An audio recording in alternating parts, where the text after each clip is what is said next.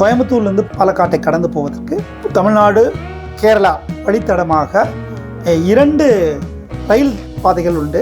அவற்றில் பெரும்பகுதி தமிழ்நாடு கேரளா வனப்பகுதிகளை கடந்து செல்கிறது.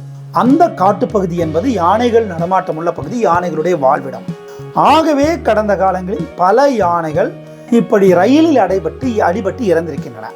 தொடர்ந்து யானைகள் மரணமடைவதை தடுத்து நிறுத்துவதற்கு தமிழ்நாடு வனத்துறை சார்பாக அந்த மதுக்கரை பகுதியில் ஒரு AI தொழில்நுட்பங்கள் மூலமாக யானைகளின் தண்டவாளத்தை நோக்கி வருவதை முன்கூட்டியே அறியக்கூடிய நவீன தொழில்நுட்பங்கள் அங்கே அமைக்கப்பட்டிருக்கின்றன. அதன் மூலமாக யானைகள் வருகை தெரிந்த உடனே அங்கு இருக்கக்கூடிய களப்பணியாளர்களுக்கு தெரிவிக்கப்பட்டு யானைகளை விரட்டுவது, லோக்கோ பைலட் என்று சொல்லக்கூடிய ரயில் ஓட்டுநருக்கு தெரிவித்து வேகத்தை குறைப்பது, எச்சரிக்கை விடுவது போன்ற செயல்பாடுகள் நடைபெற்று வருகின்றன. இரவு பகலாக இந்த வேலை நடைபெறுகிறது. இதன் விளைவாக கடந்த 2 ஆண்டுகளாக இவை அமைக்கப்பட்ட பிறகு ஒரு யானை கூட ரயிலில் அடிபடாமல் தடுக்கப்பட்டிருக்கிறது என்பது மகிழ்ச்சி அளிக்கிறது.